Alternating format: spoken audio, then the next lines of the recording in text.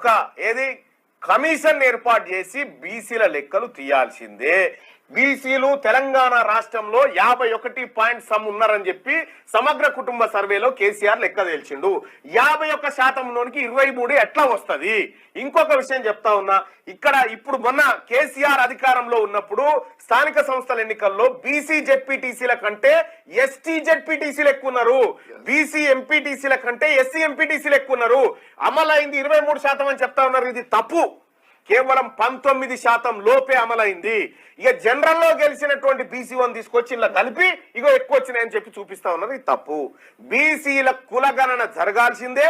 బీసీలకు ఇక్కడ మా రాహుల్ గాంధీ గారి మాట, 42% బీసీలకు రిజర్వేషన్ లోకల్ బాడీస్ లో అమలు చేస్తామని మా రాహుల్ గాంధీ గారు మా ఫ్యూచర్ ప్రధాని కామారెడ్డిలో డిక్లరేషన్ ప్రకటించిండు. ఆ డిక్లరేషన్ ప్రకారమే ముందుకు పోవాలి.